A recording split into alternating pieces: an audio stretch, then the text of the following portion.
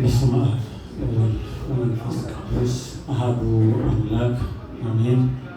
የተወደዱ የተከበሩ አባታችን ቀሲስ ዮሴፍ፣ የተወደዳችሁ ዘማሪያን፣ የእግዚአብሔር ቤተሰቦች ሁላችሁም በጌታችን በመድኃኒታችን በኢየሱስ ክርስቶስ ፍጹም ሰላም ለእናንተ ይሁን። እንደምን አመሻችሁ? እንደምን አመሻችሁ? አሜን። የእግዚአብሔር አምላካችን ስም የተመሰገነ ይሁን። ዛሬ ትንሽ በደንብ ዘለሰኞች ይኖሩናል፣ ከአሁን በኋላም ይኖሩናል።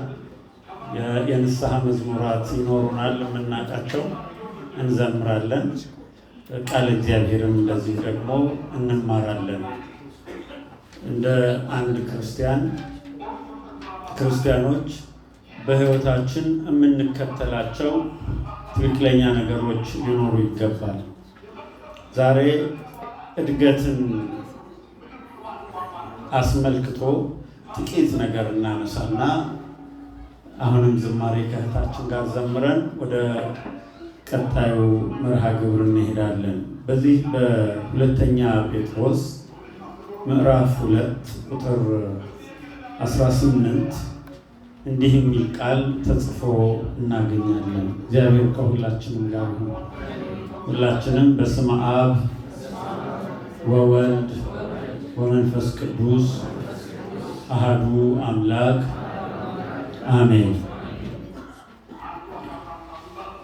በጌታችንና በመድኃኒታችን በኢየሱስ ክርስቶስ ጸጋና ዕውቀት እደጉ።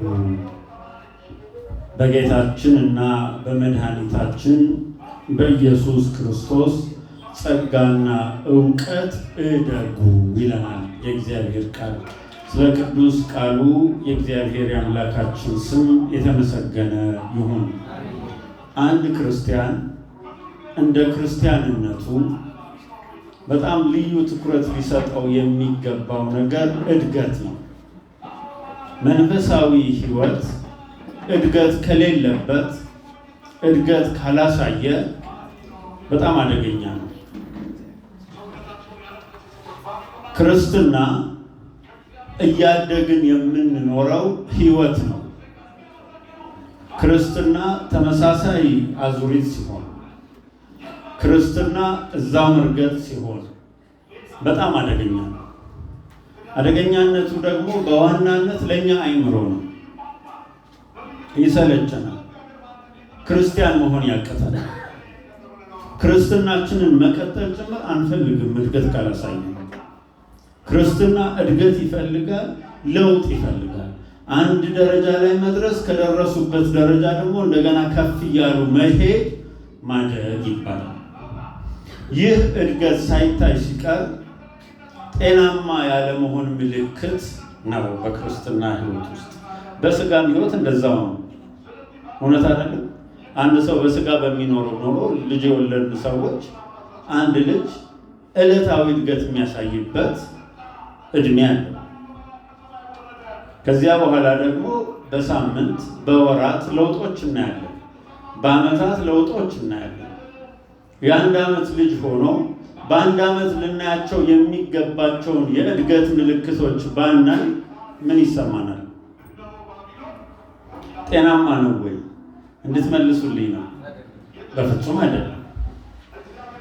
ስለዚህ ስጋት ይሆንብናል። የሕክምና ባለሙያ እናናግራለን። ልጅ በማሳደግ ልምድ የነበራቸውን ሰዎች እናናግራለን። እኛም ምንድነው ያጎደልነው የሚለውን ማየታችን አይቀርም። በእግዚአብሔርም ፊት ነገርየው አሳስቦን እንደምንጸልይበት የታወቀ ነው። ለምን ከተባለ ከዕድሜው አንጻር እድገት ስለሚጠበቅ ነው። ክርስትና ሕይወትም ላይ የየዘመናቱ እድገቶች አሉ። የክርስትና የሕፃንነት ዘመን አለ። እጅግ በጣም ደስ የሚል ዘመን ነው። በዚህ ዘመን ይሄ የክርስትና ዘመን የምንለው አንድ ሰው ንስሐ ገብቶ የሕይወት ለውጥ ለማድረግ ወስኖ ከእግዚአብሔር ጋር ጉዞ የሚጀምርበት ወቅት ነው።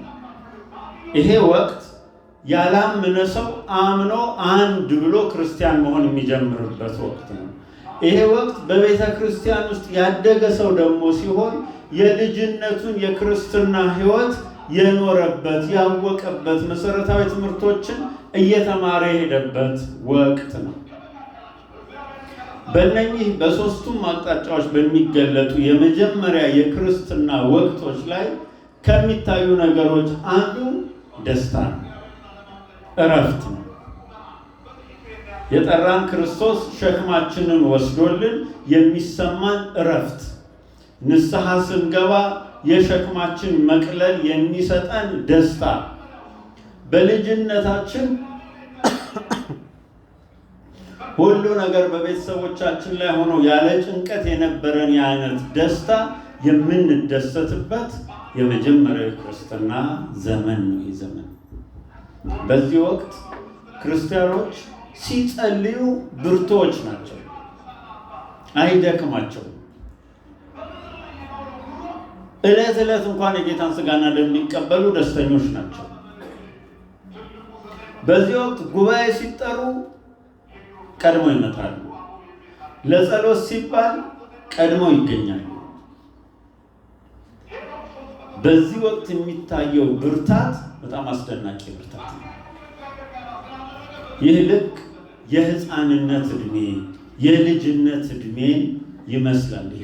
ይሄ ክርስትና ዘመን እረፍት ያለበት ነው፣ ብርታት ያለበት ነው፣ መላክ ያለበት ነው፣ መታዘዝ ያለበት ነው፣ መፍጠን ያለበት ነው። ከዛም አልፎ በጣም በቅንነት የምንሄድበት ዕድሜ ነው። ይህን ዘመን ሐዋርያው ቅዱስ ጳውሎስ በኤፌሶን መልእክቱ ምዕራፍ 1 በሚገባ አስቀምጦታል። መቀመጥ በሚል አስቀምጦታል። አንድ ክርስቲያን የክርስትናው የመጀመሪያው ዘመን ላይ ተቀማጭ ነው። አንድ የተቀመጠ ሰው ሙሉ ሰውነቱ፣ ክብደቱ፣ አቅሙ ማን ላይ ነው? ምኑ ላይ ነው? ወንበሩ ላይ ነው አይደል? መቀመጫው ላይ ነው። ምን ይላል መሰላችሁ? ልክ ሲጀምር ሰላምታ ይሰጥና ኤፌሶን መልእክትን ምዕራፍ 1 ቁጥር 3 ሰላምታ ይሰጥና በሰማያዊ ስፍራ በመንፈሳዊ በረከቶች የባረከን የጌታችን የኢየሱስ ክርስቶስ አባት ይባረክ ብሎ ይጀምርና አስቀመጠን ይላል። ምን አደረገን? አስቀመጠን።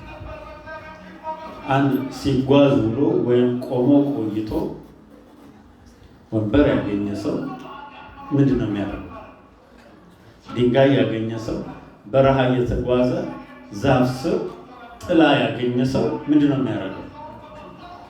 የሚያደርገው? ይቀመጣል። በዚህ ወቅት ውስጥ እግዚአብሔር የሚሰጠን በርካታ ነገሮች አሉ። ያሳውቀናል።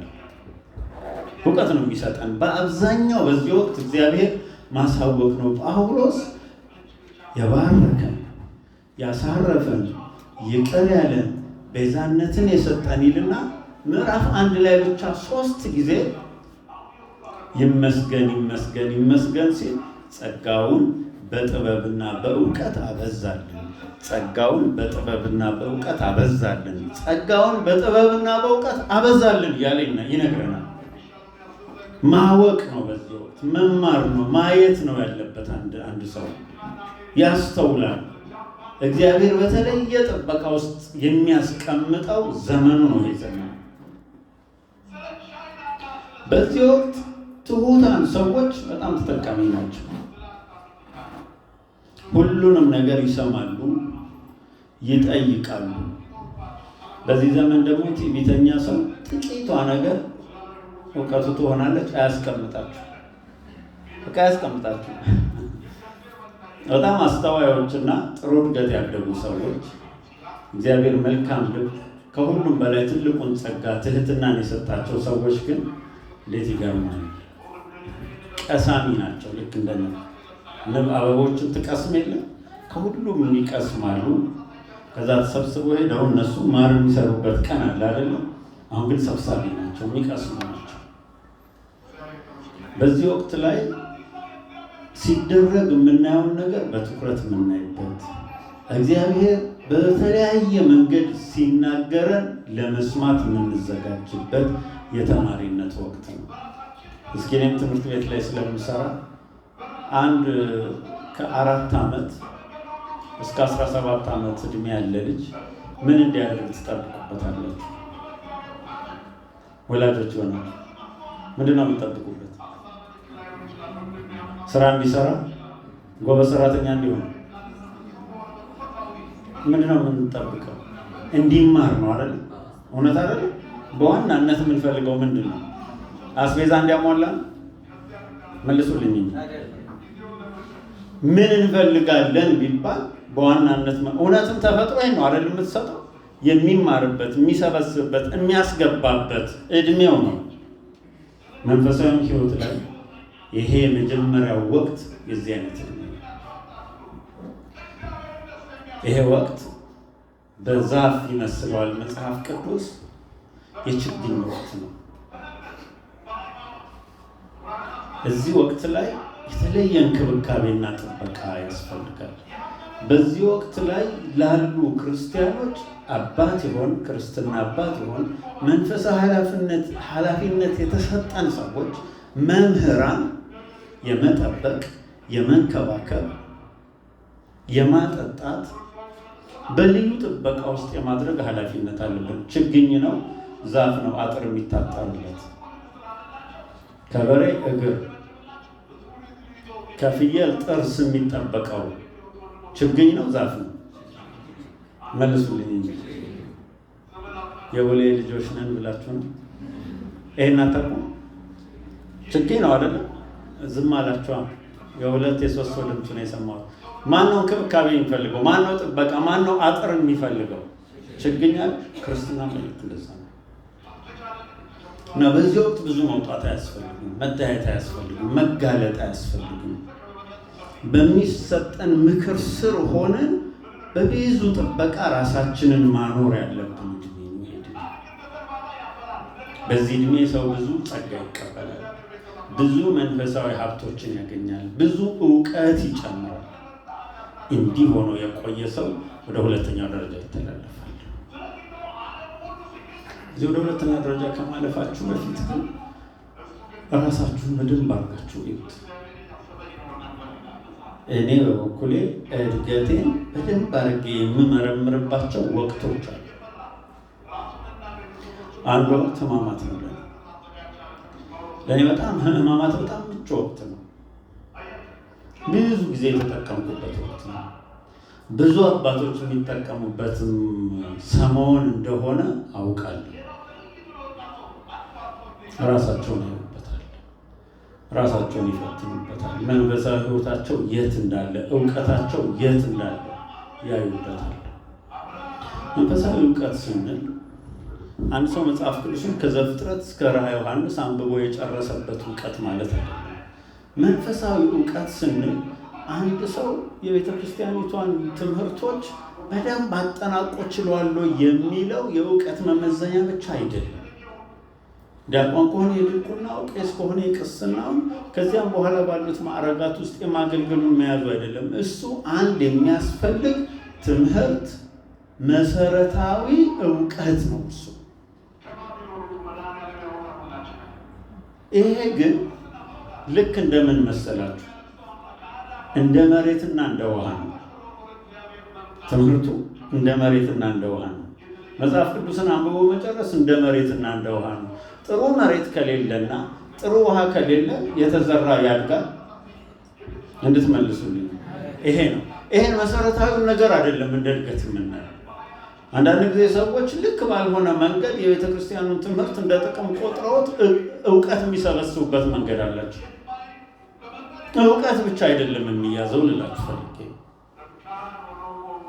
ወይም መጽሐፍ ቅዱስን ሌሎቹ እንደው ስማቸውን መጥቀስ አንፈልግም፣ በዓለም ላይ ጸረ ክርስትና ጸረ መጽሐፍ ቅዱስ አቋም ያላቸው ሆነው መጽሐፍ ቅዱስን ከዳር እስከ ዳር ምዕራፍና ቁጥር የሚጠቅሱ የሌላ ሃይማኖት ሰባኪዎች እኮ አሉ አይደል? የሌላ ሃይማኖት ሰባኪዎች አሉ። ከዳር እስከ ዳር መጽሐፍ ቅዱስን ማወቁ አይደለም አንድ ሰው እድገት ውስጥ ገባ። እውቀት የምንለው እሱን አይደለም። ስለ እግዚአብሔር ማወቅ፣ መንፈሳዊን ሕይወት ማወቅ፣ የእግዚአብሔርን ፈቃድ ማወቅ፣ እኛ ለምን እንደተጠራን ለምን እንደተፈለግን ማወቅ፣ የክርስቶስን የፍቅሩን ጥልቀት ማወቅ፣ ስለ ልዩ ልዩ የመንፈስ ቅዱስ ጸጋዎች ሀብቶች ማወቅ፣ በልምምድ ውስጥ ያለውን ሕይወት ማወቅ። ይህን እውቀት ያወቁ አባቶቻችንን ሊቁ ቅዱስ እገሌ ብለን እንጠራቸዋለን። ይህ አባባል በጣም የሚገርም አባባል። ሊቁ ቅዱስ ያሬድ፣ ሊቁ ቅዱስ ዮሐንስ፣ ሊቁ አባ ጊዮርጊስ፣ እንደዚህ የሚሉ ስሞች ሰምታችሁ ታውቃላችሁ? ቅዱሳን ናቸው። ደግሞ ምንድን ናቸው? ሊቃውንት ናቸው። ደግሞ ምስኪን ያልታደሉ ሰዎች አሉ፣ ሊቃውንት ብቻ ይሆናሉ ማለት ቧንቧ መሆን ማለት ነው። ያሳዝናል አይደል? ወይ ያስተላልፋል፣ የጠማው ሁሉ ይጠጣዋል። ቧንቧ ግን ውሃ ጠጥቶ ያውቃል? ቀዝቀዝ ነው እንጂ የሚለው ጠጥቶ አይረካም።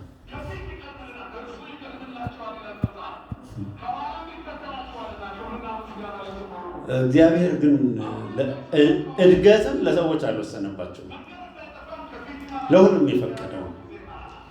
ስለ እግዚአብሔር ማወቅ፣ በእግዚአብሔር መታወቅ፣ ስለ ራስ ማወቅ፣ ስለ መንፈሳዊ ዓለም ማወቅ፣ መንፈሳዊ እድገትና ሕይወት ውስጥ እውቀትን ከመንፈሳዊ ሕይወት ጋር በማስኬድ የሚመጣ። ስለዚህ በዚህ እውቀት ውስጥ ቅዱስ ጳውሎስ በጣም ሊገልጥልን የፈለገው ኤፌሶንን ምዕራፍ 1 እስከ ምዕራፍ 2 ፍጻሜ ስታነቡ እስከ ምዕራፍ 3 የሆነው የሚቀጥለው እስከ ምዕራፍ 3 ይቀርታል። አንድ ክርስቲያን በእግዚአብሔር ያለውን ስፍራ ያሳውቀዋል። ሰማያዊ ስፍራ መንፈሳዊ በረከት ውስጥ ነን፣ የተባረክን ነን ይላል።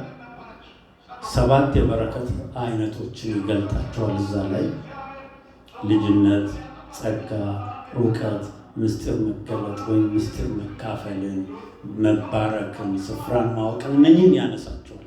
ልክ እነኝህን ካነሳ በኋላ ሙታን ነበር ሕይወት ሰጠን፣ ከክርስቶስ ጋር አስነስቶ አስቀምጠን ይልና አንድ ክርስቲያን በመሆኑ ሊያውቀው የሚገባውን እውቀት ይነግረዋል። ምዕራፍ 2 ይህን ይነግረናል። ከዚያ በኋላ አንድ የሕይወት ፐርፐዙን ያሳውቀዋል። ምንድን ነው ሲባል የእግዚአብሔርን ስራ ለመስራት በክርስቶስ ኢየሱስ ተፈጠርን ይላል። አዲስ ፍጥረት የመሆንና ለስራ መዘጋጀት። ከዚህ አንድ ነገር ደግሞ ያስቀምጣል። በክርስቶስ መስቀል የተደረገውን እርቅ ይነግረናል።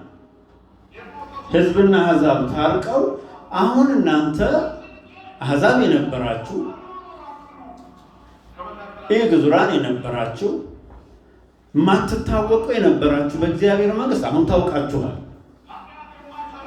ስለዚህ ከእግዚአብሔር ጋር ከቅዱሳን ጋር ባለ አገሮች ናችሁ፣ ቤተሰቦች ሆናችኋል የሚል ሌላ አዲስ እውቀት ይሰጣል።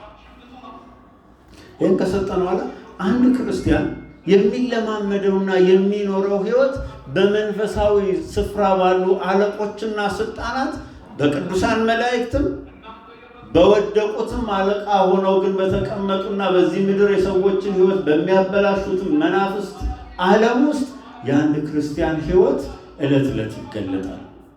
እኔ ቤተሰቦቼ ክርስቲያን ያልሆኑ ከነበሩ እኔ ክርስቲያን በመሆኔ የክርስቶስን ሥጋና ደም በመቀበሌ መንፈሳዊ ሕይወቴ ሲለወጥ ስጸልይ ከክርስቶስ ጋር ስኖር ከሰይጣን መንግስት አለቅነት አሰራር ወጥቼ ወደ እግዚአብሔር መንግስት ስገባ በእኔ ቤተሰብ ይሰራ የነበረው አለቃው የሆነው መንፈስ ሁሉ አዲስ እውቀት ያውቃል። ክርስቶስ ለዚህም ደርሶለታል የሚል የተገፈፉት አጋንንት ስልጣናቸውን አጥተው የሚወድቁት አወዳደቅ ዕለት ዕለት እየጨመረ ይመጣል እና ትታወቅ ዘንድ ይላል ምዕራፍ 3 ላይ ለአለቆችና ለስልጣናት አሁን በቤተ ክርስቲያን በኩል በእናንተ ሕይወት ትታወቃለች ይላልና በመንፈሳዊው ዓለም ያለን ሕይወት ኑሮ በእውቀት እየጨመረ የመናፍስትን ሕይወት እያወቀን ድል እንዴት እንደተደረጉ እየተረዳን ለእኛ የተሰጠንን ድል እየተለማመድን እግዚአብሔር የሰጠንን ስፍራ ጸጋዎቻችንን እውቀቶቻችንን እያሳደግን የምንመጣበት እግዚአብሔር በልዩ ጥበቃ ውስጥ የሚያኖረን እግዚአብሔር አጥር ውስጥ የሚያስቀምጠን እነኚህ ሁለት ቃላቶች መጽሐፍ ቅዱስ ላይ አሉ። በጣም የሚገርማል። የኢዮብን ልጆች ታስታውሳላችሁ አይደል? ምን አረክለት ነው የሚለው? አጠርክለት ነው አይደል የሚለው? ያን ወቅት የምናይበት ክርስቲያኖች እዚህ ህይወት ውስጥ እያለን ግን ክርስትና አይቆምም። አንድ ሰው በጣም በመንፈሳዊ ኖረና ከዛ አልፎ ተሻግሮ ወደ ሁለተኛው ዓለም ገብቷል። ክርስትና መመላለስ ደግሞ የሚሆንበት ወቅት አለ። የተማርነውን ያወቅነውን የምንተገብርበት ወቅት ማለት ነው። የዚህ አይነት የመመላለስ ወቅቶች አሉ። በማህበራዊ ኑሮ፣ በቤተ ክርስቲያን፣ በዓለም ባለን በመንፈሳዊ አገልግሎታችን ከእግዚአብሔር ጋር ባለን ነገር ያ የሰበሰብነውን ነገር ደግሞ መኖር የምንጀምርበት፣ መተግበር የምንጀምርበት፣ ማሳየት የምንጀምርበት፣ መስበክ የምንጀምርበት፣ አወተን ማገልገል የምንጀምርበት፣ በእኛ የተለያየ ኃይል የሚገለጥበት፣ ሰዎች ከኛ የተነሳ ወደ እግዚአብሔር የሚመጡበት፣ በትዳር የተማርነውን የምንተገብርበት፣ በአገልግሎት የተማርነውን የምንኖርበት፣ በማህበራዊ ህይወታችን ክርስትናችንን የምንገልጥበት ዘመን ይመጣል ማለት ነው። ይሄንን ጳውሎስ አሁን ኤፌሶን ላይ አሁንም መመላለስ ብሎ ይገልጠዋል። እንዲህ በመመላለስ ህይወት ውስጥ የሚኖር ሰው ይሄ ሰው የሚመላለሰው እንደየአቅሙ ነው። ይህን በሯጮች ባመለክታቸው በጣም ጥሩ የሚሆን ይመስለኛል።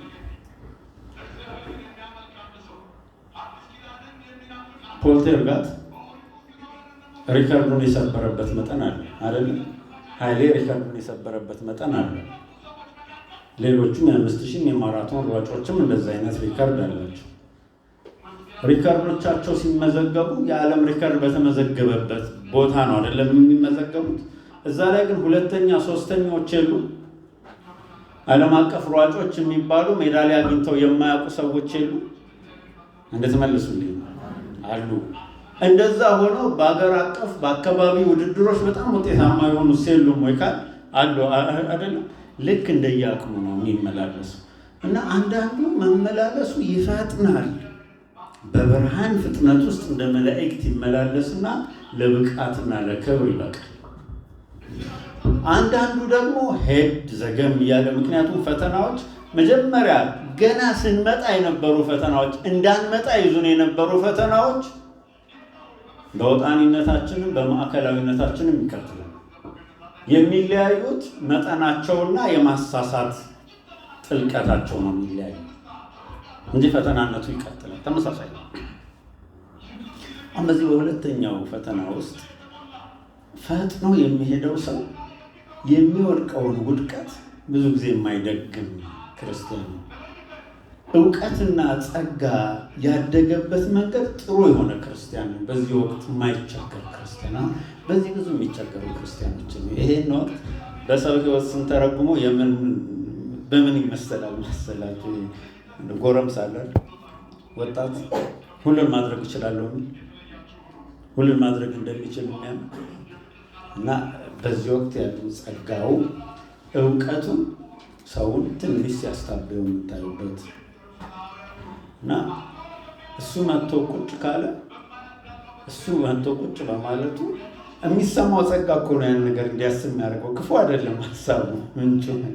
ልክ እሱ ቁጭ ሲል ሰማዩ የሚከፈት እሱ ባለበት ቦታ እሱ ልክ ቁጭ ሲል ህዝብ ግጥም ብሎ የሚሰበሰብ በሆነ ጉዳይ ላይ አዝኖ ከጸለየ የጸለየባቸው ሰዎች ወዮላቸው የሚባሉ አይነት ስሜት ይመጣል። አሁን ይሄ እድገት ነው።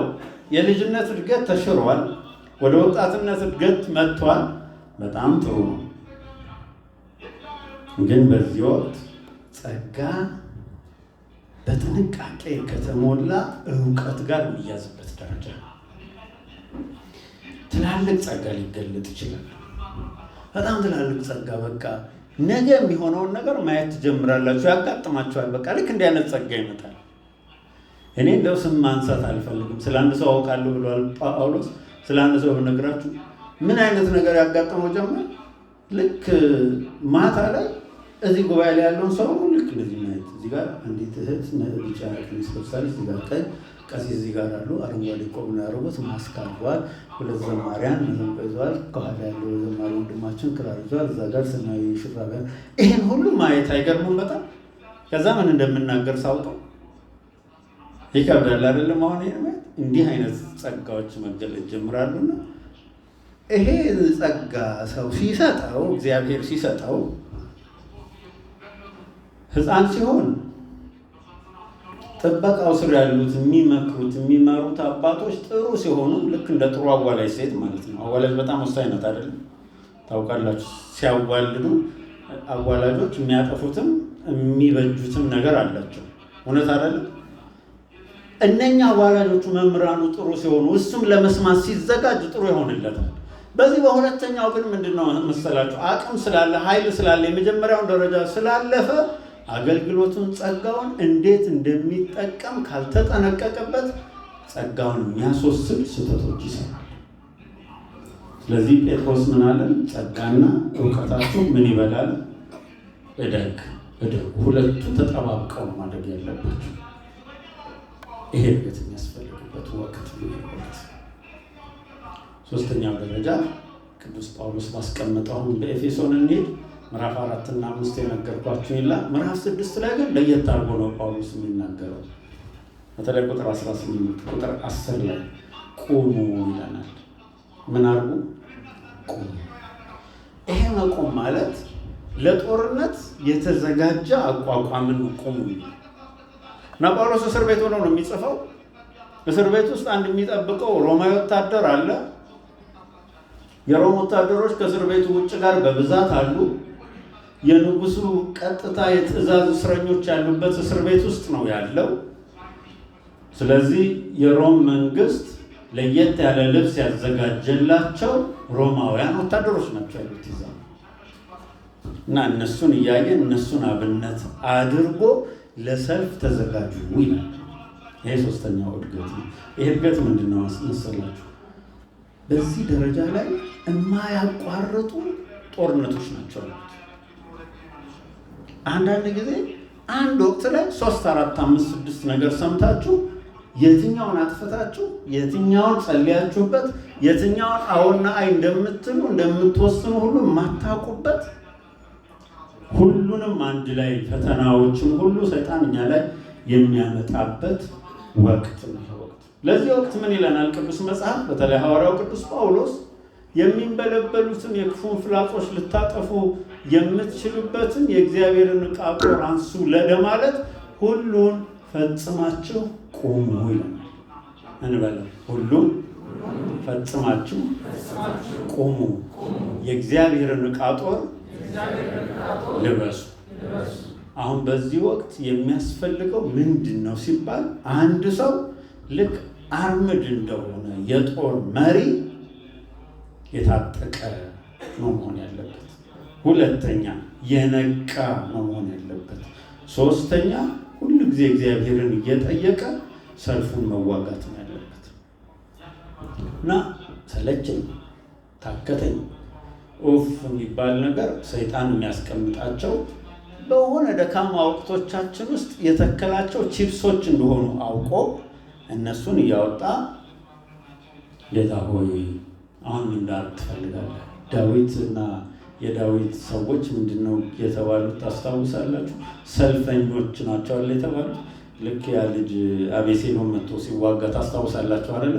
አቤሴሎም ሲዋጋው መቃሪዎች ምንድነው ያሉት?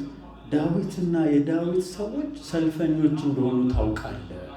ኃያላን ናቸው። በሰይጣን ቤት በሚመከረው ምክር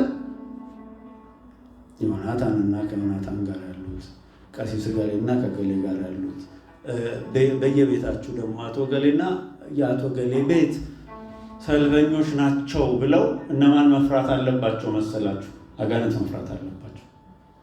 ታጥቀን የምንቆምበት ወቅት ነው። አባ እንጦንስ ታሪክ ላይ በጣም የሚገርም ታሪክ አለ። አንዲት ሴት እንዲሁ አጋንንት ሰፍረውባት ያያታል እና በጣም ያዝንላታል። በጣም አዘነና ጸለየላትና ቤቱ መታለች እና ጌታ እግዚአብሔር ሴት በምኗ ትችላለች? እባክህ እሷ ጋር ያለውን መንፈስ ሁሉ አውጣና እዚህ ቤት አስፈርላታል። እሱ ወጊያ ስለለመደ ነው። ይሄን አደራችሁ ይሄን ጸሎት እንዳትጸልዩ ማለት ነው። ይሄ ይጸል መሄድ ያለባችሁ ሄዱ እና ምን አለ በጣም የሚገርማችሁ ልክ ንብ ይላል። ንብ የቀፎ ላይ የተቀመጠ ንብ ተነስቶ ወደ ሌላ ቀፎ እንደሚሄደው ይላል። እነኛ መናፍስቶች እንዳለ ተነሱና አባ እንጦንስ ቤት ውስጥ ተቀመጡ ይላልና አባ እንጦንስ ምን አላቸው ይላል? እንኳን ደህና መጣችሁ አላቸው። ለምዷል ጦርነት አጋንንት ጋር ተጋድሎ ለምዷልና በጌታ በኢየሱስ ክርስቶስ አጥሬያችኋለሁ የትኛውን ጋኔን እንዳይወጣ ብሎ አሰራቸው። አሰረና ጸሎትን ጀመረ። ይጸልያል፣ ያርፋል፣ ይተኛል፣ ይነሳል። አባ እንጦንስ አሰናብተን እንደ ቆዩ ያችን ሴትዮ እንዲያሰቃይታቸዋል ገና ናችሁ ይላቸዋል። እባክህ አሰናብተን፣ አረ ይቀራችኋል። በመንፈስ ቅዱስ እሳት ለበለበና ከዛ አሰናበታቸው፣ ወደ ጥልቃቸው ሸኛቸው። እኛ በዚህ ደረጃ ውጊያ የለብንም። በዚህም ደረጃ እኛም አንዋጋም፣ አቅም የለንም። ደረጃችን ገና ነው። እንጦንስ የደረሰበት ደረጃ አልደረስንም። ግን አንድ ነገር እንማራለን። አባ እንጦንስ ከወንድሙ ጋር ሊካሰስ ሲሄድ አስከሬን ሲያልፍ አይቶ ነው አይደለም ወደ ገዳም ህይወት ይገባ። ምንድን ነው ሲሉት እገሌ እኮ እንዲሆነው ሞቶ ሲሉት ሞት እያለ ብሎ ቤተክርስቲያን ጸሎት ሊያደርግ ሲገባ ምን ትበቀው ለሰብ ለማኩሉ አለመረባ ሆነሱ አጉለ ብሎ ሲያነብ ካህኑ ሰማ። ሰው ዓለሙን ሁሉ ቢያጎል ነፍሱን ዓለሙን ሁሉ ቢያተርፍ ነፍሱን ቢያጎል ምን ይጠቅማል ሲል እውነትም አለና ግራ ገብቶት የነበረው የሀብት ክርክሩን ተወና ወደ ጉዳዩ ገባ። ከዚያ በኋላ ቅርብ ቦታ ላይ ተቀምጦ መከራከር ጀመረ፣ አጋንንትን መዋጋት። ከዛ ወደ ገዳም ገባ። በብዙ ጸጋ እግዚአብሔር ጎበኘው፣ በብዙ ገድል አሳለፈው። ከዚህ በኋላ ያለው እንጦንስ ያኛው የቀዳሚው ዘመን እንጦንስ አይደለም። በፍጹም ትህትና ሆነን ጠላትን የምንዋጋበት ዕቃ ጦራችን ሁሉ የምንለብስበት ሁሉ በሚባል ደረጃ ከ6 የጦር ዕቃዎች ኤፌሶን ምዕራፍ 6 ከቁጥር 10 እስከ 18 ተመልከቱ። ከ6 የጦር ዕቃዎች 5ቱ መከላከያ አንዱ ማጥቂያ የሆነበት ነው። በጣም ይገርማል። 5 መከላከያ አንዱ ማጥቂያ። የመዳንን ራስ ቁር አድርጉ። ራስን መከላከያ ነው። የራስ ቁር ይሄ ምንድነው የምንለው እንግዲህ ሄልሜት አይደለም። ልክ እሱን አድርጉ። ይሄ መከላከያ ነው። መዳን ነው ያስቀምጠው። ወዴት ናት አለች? እሺ ጸዳል። አሁን ቀጣዮችን እሺ ቶሎ ብለሽ ሰዓት የለሽም ብዬ ነው ልጨርስ። ራሳችን ማለት ኢየሱስ ክርስቶስ ነው። ህይወታችን ነው። ህይወታችንን አሳልፈን የማንሰጥበት፣ በእምነታችን በሃይማኖታችን ጠንካራ የምንሆንበት፣ በምንም መንገድ የማንክድበትን አቋም ይዘን የምንኖርበት ነው። ስለዚህ ይሄ የመዳን ራስ ቁር ተብሏል። ያዳነንን አውቀን ክርስቶስን ራሳችን አድርገን መኖር። የጽድቅ ጥሩር ተብሏል። በዚህኛው ደግሞ የምንለብሰው የጽድቃችን ኢየሱስ ክርስቶስ ነው። የተሰጠን የጽድቅ ስራ አለ። ያንን ዝም ብለን ካለማቋረጥ መስራት ነው። እውነትን ታጥቃችሁ ተብሏል። ሁል ጊዜ እውነትን አጥብቆ መያዝ ነው። መታጠቅ ማጥበቅ ነው አይደለም? ነገርየው ራሱ አጥብቆ መያዝ ነው። የሰላምን ወንጌል ተጫምታችሁ ይላል። አንድ ወታደር የሚለብሰው ጫማ እሾኩን ድንጋዩን እየረገጠ የሚሄድበት በጭቃም በአቧራም የሚያስኬደው ጫማ ነው አይደለም የሚጠበቀው። እንደዛ ለብሳችሁ ይላል። ከዚያ በኋላ የእምነትን ጋሻ አንሱ ይላል። ወንጌልን መጫማት ማለት እንደ ወንጌል ህይወት ለመኖር መወሰን፣ ነገሮችን በወንጌል ህይወት በወንጌል ቃል ሚዛን ማየት ማለት ነው። ከዛ የእምነትን ጋሻ አንሱ ይላል። በእግዚአብሔር ያለን እምነት ሁሉን ነገር ይመክትልናል። አለመጨነቅ፣ ማመን፣ ለእግዚአብሔር መተው፣ እግዚአብሔር እንደሚችል ተማምኖ መጸለይ፣ እግዚአብሔር አለ ብሎ ማመን። አንድ አባትም ሰይጣን መጣና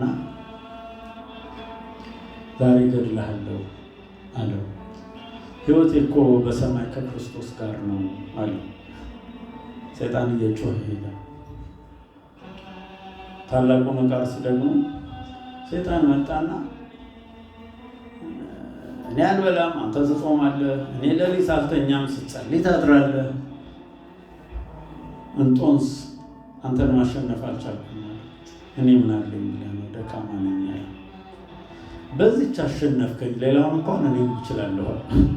ትህትና ማለት ነው። እምነት ውስጥ ሁሌ ትህትና ማለት እኔ ሳልሆን እግዚአብሔር ማለት ነው። የሚችለው እግዚአብሔር ነው ብሎ ለእግዚአብሔር መስጠት ትህትና ነው። አማኝ ሰው ሁሉ ትሁት ነው። ከሱ የየትኛውም አቅም በላይ የሆነ እግዚአብሔር እንዳለ የሚያምን ነገሩን ለእግዚአብሔር የሰጠ የሚሰጥ ማለት ነው። እግዚአብሔር ይመስገን። አሁን የእምነትን ጋሻ አንሱ ካለ በኋላ ምን ይላል መሰላችሁ? ስድስተኛዋና የመጨረሻዋ የመንፈስን ሰይፍ አንሱ። የመንፈስን ሰይፍ አንሱ ካለ በኋላ እርሱም አለ የእግዚአብሔር ቃል ነው። ዕለት ዕለት የእግዚአብሔር ቃል ማንበብ። ይሄ ማንሳት ምን እንደሆነ በጥልቀት ተመልከቱት። ይሄ ማንሳት ምንድን ነው መሰላችሁ? አንድ መጽሐፍ ቅዱስ ቃሉ በሙላት ሲኖርብን፣ ሁለተኛ ከቃሉ ሙላት በተጨማሪ የጊዜው ቃል ይለናል አይደለም ጠቢቡ ሶሎሞን?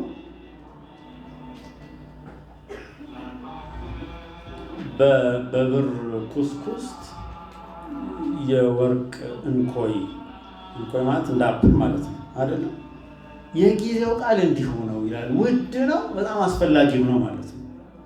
የጊዜው ቃል የሚባለው መጽሐፍ ቅዱሳችን ላይ የተጻፈልን የጊዜውን ቃል ስንወስደው ምንድን ነው? እግዚአብሔርን ለምነነው የሚሰጠን የአሁን ቃል ማለት ናት። ይች ቃል የአሁን ቃል ለአሁን ምን ያስፈልገናል? እግዚአብሔር አውቆ የሚሰጠን ቃል ናት ይች ቃል። ይሄ ለምን ይጠቅመናል?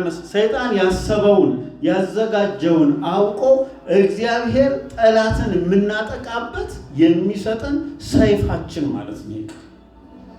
የብሉይ ኪዳን ካህናት ከሰማይ የወረደች እሳት ነበረቻቸውና ጠዋት የካህናቱ ስራ እሳቱን ማቀጣጠል ነው። ጠዋት የሄዱ እሳቱን ያቀጣጥሉታል እና እንጨት የሚያመጡበት የተመረጠ አለ።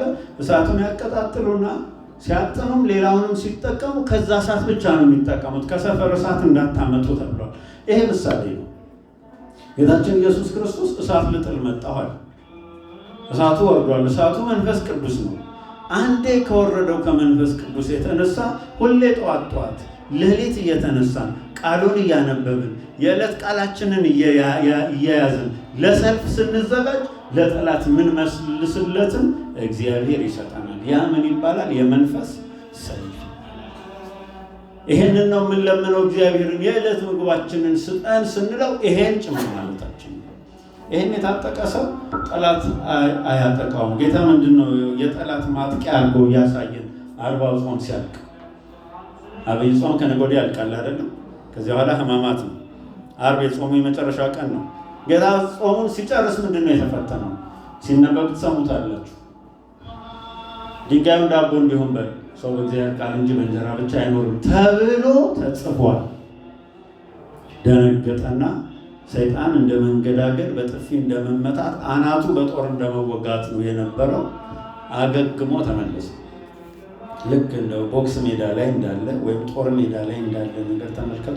አንድ ጥቃት ሲጠቃ እንደገና ሞቱን ተነስቶ እንደሚዋጋ ማለት ነው።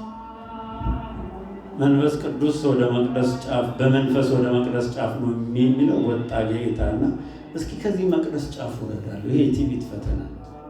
ሁሉ ጊዜ የመጀመሪያው ደረጃ ፈተና የምኞቶች የኃጢአቶች ፈተናዎች ናቸው። የሁለተኛው ደረጃ ፈተና ግን የክብር፣ የእውቀት፣ የትዕቢት ፈተናዎች ናቸው። መቅደስ ጫፍ ላይ ወጣና ራስን ከዚህ ጣለ። ትህትና ነው አይደለም? ሲጠቅስ ተቀሳቀሰለት። ስለአንተ መላእክትን ያዙልሃል ተብሎ ተጽፏል። ጌታ ዝቅ ባለ መንፈስ ጌታ አምላክህን አትፈታተነው ተብሎ ዳግመኛ ተጽፏል ሲለው ቃሉ ሰይፍ ነው። ወጋው። አሁን ቆሰለ ወደቀ፣ እንደገና ተነስቶ መጣ። የዓለም ነገስታትን ክብራቸውን ሁሉ አሳየውና ይላል ያንዳንዱን ጋኔን በየሀገሩ የሚያስመልከውን አከበርኩት የሚለውን በሙሉ ራሳቸውን እንዲያሳዩ አርጓቸው አለቃቸው ዲያብሎስ አሳየውና ወድቀ ብትሰግድልኝ እነኚህን ሁሉ ላንተ ሰጥሃለሁ አለና ራሱን ገለጠ። ሰይጣን ራሱንም ሲገልጥ ጥቅስም ሲጠቅስ ምኞቶቻችንን ፍላጎቶቻችንን ሲኮረኩርም ለሶስቱም መልሱ ምንድነው? የእግዚአብሔር ቃል። 40 ቀን ጾሞ የጸለየ ምግብ መፈለጉ ምን ይገርማል? ተፈጥሮ አይደለም እንዴ? ግን ጌታ በምን መለሰለት? በቃሉ። ጥቅስ እየጠቀሰ በትዕቢት ሲፈትነው በቃሉ። አሁን ሶስተኛ ደግሞ ራሱን ገለጠና እስኪ ሲለው ምን ብሎ መለሰለት? ጌታ አምላክህን አምልክ እስኪ በሉት፣ ለእርሱም ብቻ ስገድ ተብሎ ተጽፏል። ይገርማል። ተጽፏል። ሂድ አንተ ሰይጣን በሉት፣ ከኔ ወግድ። የዛን ጊዜ ሰይጣን በሮ ተኖ ጠፋ፣ ሄደ።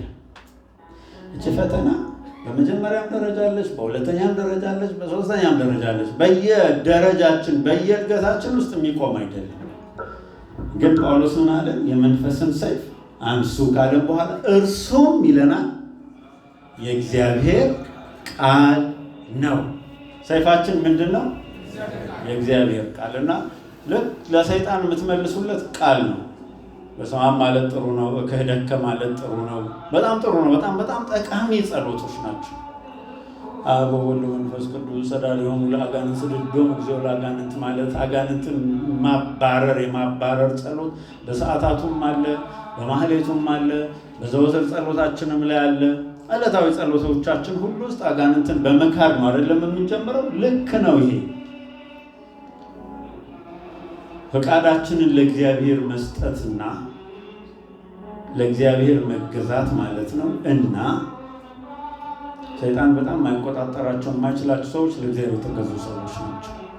ለእግዚአብሔር መገዛትና በእግዚአብሔር ቃል ሙላት ሆኖ ሰይጣንን ወግድ ማለት ግን ሰይጣንን ማባረሪያ፣ ማሳደጃ፣ ድል መንሻ ትልቆቹ ጠላትም የማይችላቸው ናቸውና የመጨረሻው ሰይጣን ተቆራርጦ እንደወደቀ አርጋችሁ ቆቅጣሩት ሄደ እና ምንድነው ግን የሚለን? ያው ሰይጣን የፍርድ ቀን የሚጠብቅ አካል ነው አይደለም? ይሄን ታውቃላችሁ። ለጊዜው ተወው ይላል። በኋላ በአይሁድ አድሮ እስኪፈትነው እስኪያሰቅለው ሌላው ነገር እስከሚያደርግለት ለጊዜው ተወው። መላእክትም ቀርበው ያገለግሉት ነበር።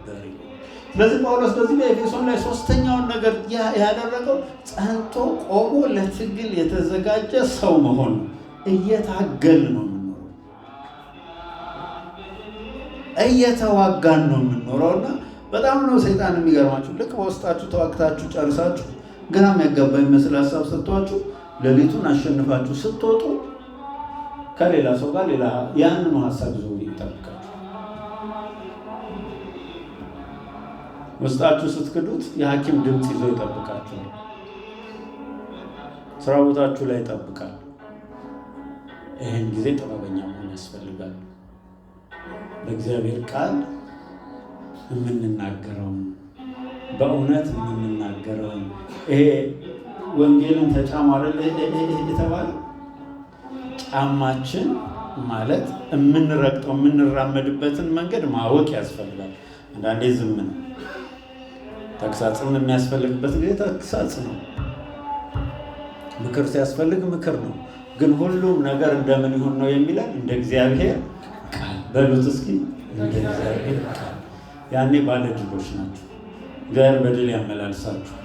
የእድገት እነኚህ ሶስቱን ነገሮች እንደ መግቢያ ቁጠሩልኝ። እንደ እግዚአብሔር ቃል በሚቀጥለው እንቀጥላቸዋለን። እሺ እንግዲህ ዛሬ እህታችን ዘማሪት ጸዳላለች። እኔ እንግዲህ ለእንግዳ እንደሚለቀቅ ነው እና የማውቀው ወንድማችን እንደመጣች እሷን አዘምሯት፣ እሷ ጉዳይ ስላለባት ሸኛታል ብዬ ነበር ያሰብኩት። መጀመሪያ ላይ መዝሙር ተዘምሯል። አሁንም ግን ከእህታችን ጋር አብረን እንዘምራለን። እጅግ የምንወዳት እህታችን ጸዳለ ዳና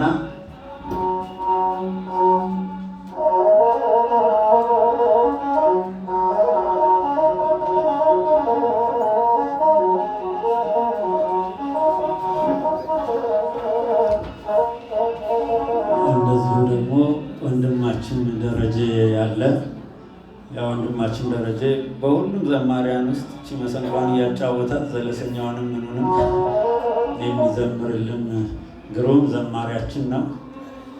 ሁለቱ ጋር ሆነን ቀጣዮቹን ሁለት መዝሙራት እንዘምራለን። የእግዚአብሔር ቸርነት ከሁላችንም ጋር ይሁን። አሜን።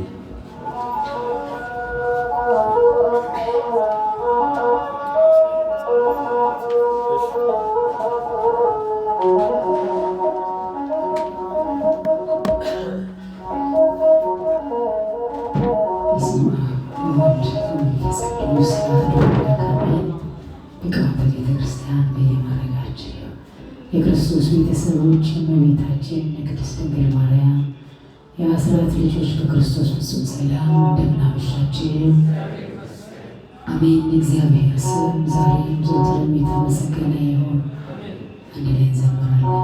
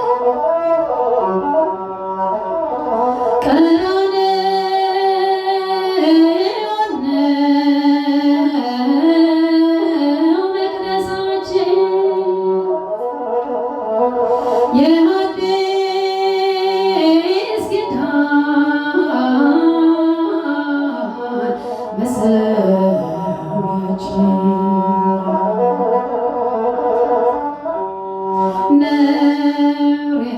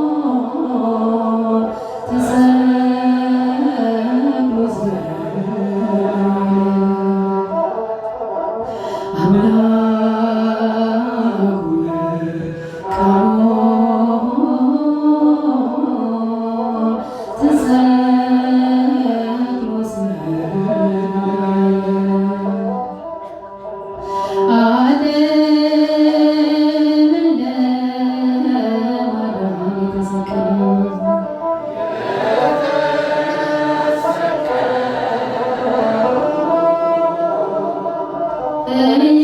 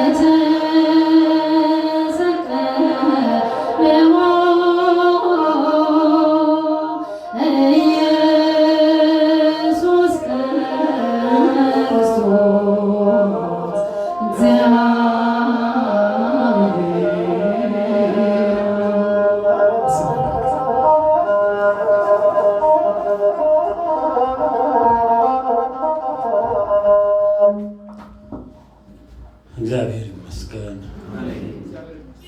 ስለዚህች ሰዓት፣ ስለዚህ ቀን፣ ስለዚህ በጎ ስጦታ የእግዚአብሔር የአባታችን ስም የተመሰገነ ይሁን። የዓለም መድኃኒት የመድኃኔዓለም የጌታ የኢየሱስ ክርስቶስ ስሙ ይክበር ይመስገን። የሰበሰበን፣ ያስተማረን፣ የዘመረልን፣ ይህን ጸጋ የሰጠን፣ የመራን ጌታ መንፈስ ቅዱስ ስሙ ይክበር ይመስገን።